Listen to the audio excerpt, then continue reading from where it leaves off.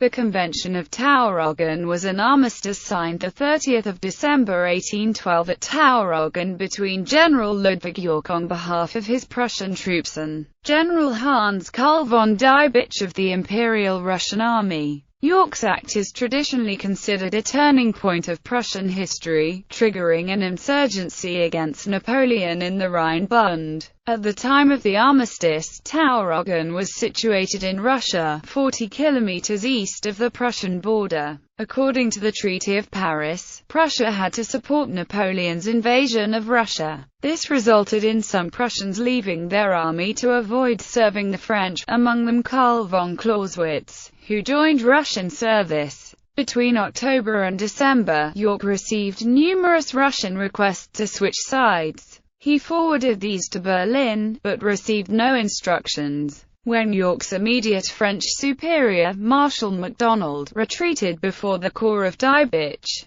Yorck found himself isolated and eventually surrounded. As a soldier his duty was to break through, but as a Prussian patriot his position was more difficult. He had to judge whether the moment was favorable for starting a war of liberation, and, whatever might be the enthusiasm of his junior staff officers, Yorck had no illusions as to the safety of his own head, and negotiated with Clausewitz. While negotiations were ongoing at Tauroggen on 26 December, Yorck sent the king's adjutant, Major Wilhelm Henkel von Donnersmarck, back to Berlin via Königsberg, there to inform General Friedrich Wilhelm von Bülow about the impending Russian truce. On 29 December, Donnersmarck told Bülow that Yorck had separated his forces from the French and that an agreement with Russia was at hand. The French should be treated as enemies. In fact, the French headquarters were at Königsberg.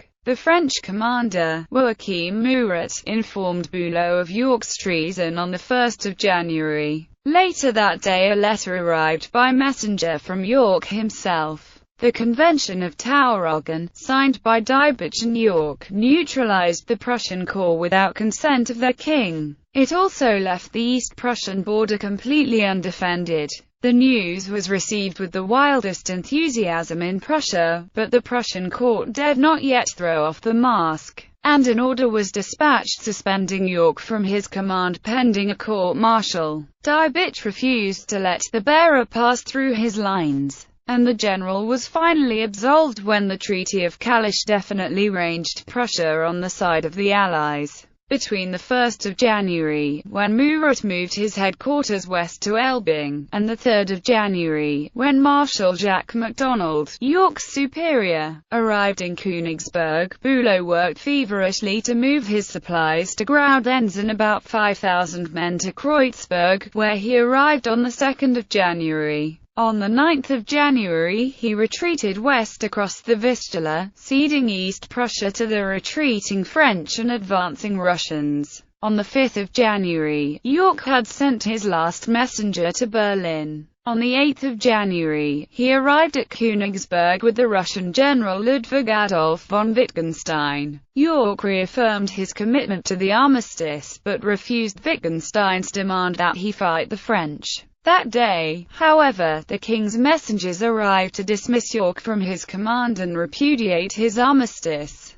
Yorck refused, and in a letter to Bülow on 13 January, he questioned if he had sunk so deep that he fears to break the chains of slavery. The chains that we have meekly carried for 5 years. He declared it the time to regain our freedom and honor, and protested that he was a true Prussian.